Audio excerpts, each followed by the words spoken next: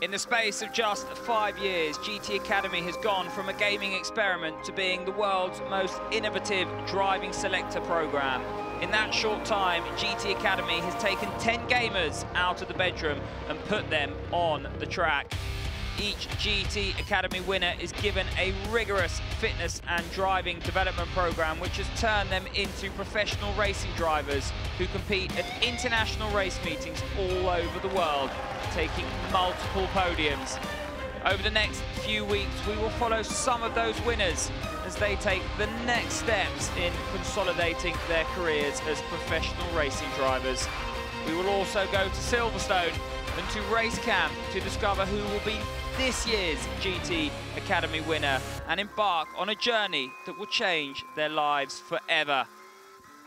Lucas Ordonez from Madrid in Spain is the first winner of GT Academy. His success kick-started the whole competition, proving skeptics wrong and turning GTA from a whimsical idea into a credible driver selection program.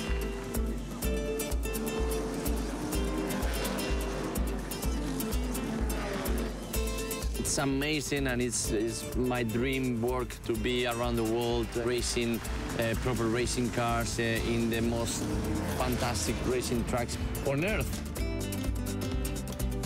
The Academy has now had 14 winners, with 12 progressing onto NisMo athlete status. One of them being Jan Mardenborough, 2011 graduate. To prove to the world that it can be done, and you can actually be really good at it in real life as well. In the last 5 years, Lucas has had podiums all over the world at every level he has driven. And this year won the Drivers' Championship in Blancpain GT3. Well, it's great, no? It's Bob Neville. 5 years ago, he put me in a car in Hatwell Park in the middle of nowhere in UK, and now 5 years later, winning another championship with him. So, you know, amazing feeling to be with him in the podium. His season was complete when, for the first time since winning the Academy, he had the opportunity to race in his native Spain. Lucas managed a top 5 finish at Navarra and thought it was not the finish he probably dreamed of.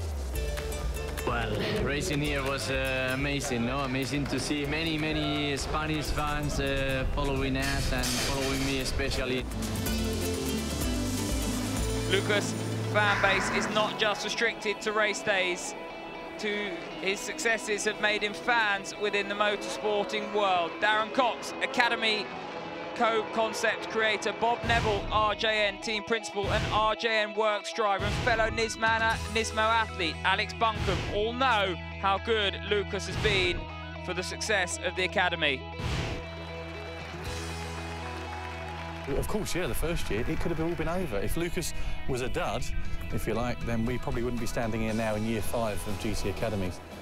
When I knew I was going to be having a teammate from the sofa, I was a little apprehensive about it, but once Lucas got in the car, it was clear to see he was a fantastic driver. He has developed into an excellent driver of international repute, really. Lucas's success on and off the track has turned him into a credible mentor for all the Academy wannabes. Lucas Ordonez is a massive inspiration to me, and he's a massive inspiration for any future GT Academy champions. Fantastic CV he's now got. They see that and they think, well, that could be us. Especially considering that when he first entered the Academy competition, his family were less than convinced of the concept's credentials. When they first heard that I was playing on Gran Turismo on the PlayStation every day for a competition, they thought I was crazy and a freak. Before Lucas won, I thought it was something he'd come up with, one of his many inventions. I had no faith in Maybe him. sometimes they say, oh, you are the whole day playing with PlayStation, stop. So I was not really helpful. It was summertime, and they were spending time on the swimming pool, and I was spending time in a dark room. They had no idea how important it was for me, no? Lucas had to show his dad, an ex-amateur race driver and still keen motorsport enthusiast, that he was doing a realistic I showed him possibility. how I train, how I play, and he was amazed of the quality of Gran Turismo and the level of competition, because we were about 500 people in Spain in 0.3 of a second. Lucas qualified for the national finals and then went on to race camp at Silverstone. And as his dream got closer, things started to get harder. The GT Academy race camp, I'll never forget it. It was 1 week, 22 finalists fighting for the dream. One of the most important weeks of my life, where I was 110% determined to win GT Academy. I spent many hours for that, and I really worked hard to show everyone in the race camp that I wanted the prize. The determination Lucas showed at race camp has never left him, and in the 5 years he has been a professional racing driver, Lucas has had podiums at every level he has competed at. The successes are also the result of his constant dedication off the track, and despite being in his hometown of Madrid visiting family and friends, he's booked himself at the local karting circuit for a training session. I really take in a big value, of every second I'm in this track, because that's the only way to improve and to be the rivals in the top races. So that's why we are here today. That's why we are burning fuel, because it's the way to improve and to keep growing as a racing driver. It was because of Lucas's father's enthusiasm as an amateur racing driver that Lucas caught the racing bug, and from an early age got involved with his dad's passion.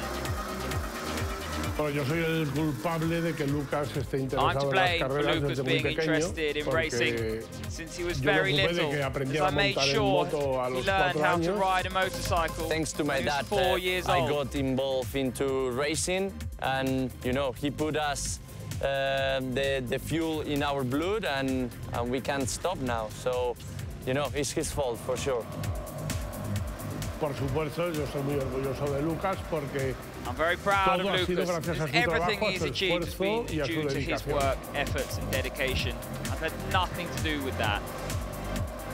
Lucas's dedication to improving his fitness and his driving techniques off the track has paid dividends over the years. In his first season at GT4 level, he came second in the Drivers' Championship, and then in 2011, when he stepped up to LMP2 level, he had the opportunity to really show off his driving credentials at one of the most prestigious endurance races in the world. And here Le they Mans, come out onto the street, and David, it's nearly ready to go.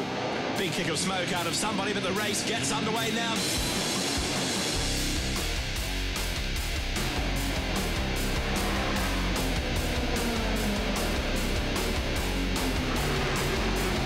Was it more difficult than gaming it? Yeah, definitely. It was very tough first stint here in Le Mans. I was managing to save the traffic, and all was good. Le Mans was the biggest test Lucas had ever faced, but he came through it to achieve what no other gamer has done before. Yeah, here we are on podium in Le Mans in my first time, so yeah. Yeah, it's an amazing feeling. It's the best feeling I had in my life. For probably 3 years, 4 years, I had to pinch myself, It's like a completely dream and what I wanted for all life, and it was happening. Lucas returned to LMP2 and Le Mans this season, and with fellow Academy graduate Jan Mardenborough managed another podium, coming third in class. Lucas's continued successes have paved the way for other Academy graduates and the NISMO athlete program.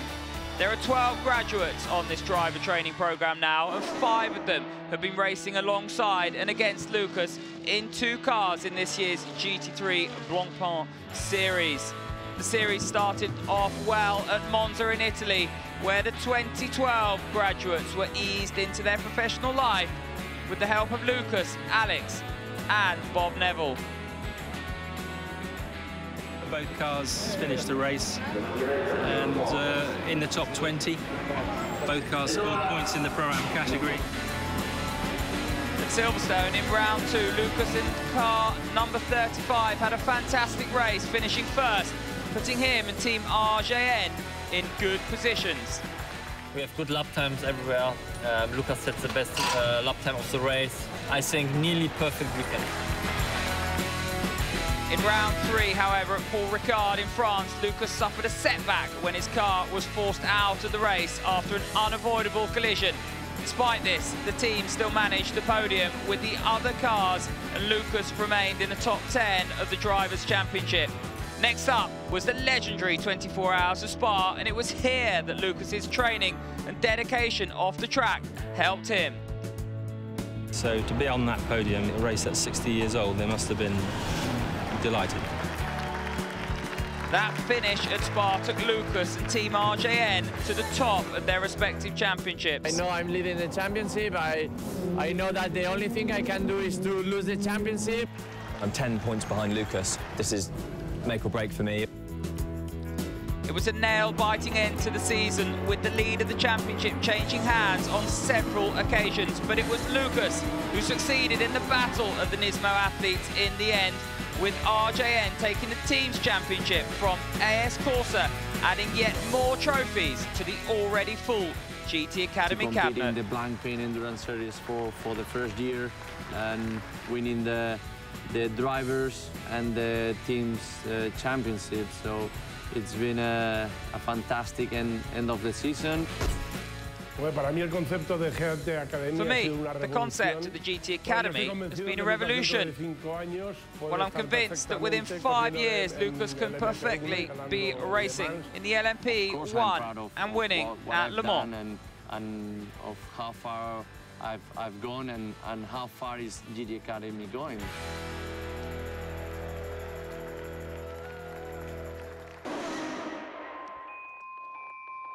Coming up next time on GT Next Level, Jan demonstrates his driving skills across the board and takes the next step in his driving career to test Formula Renault 3.5.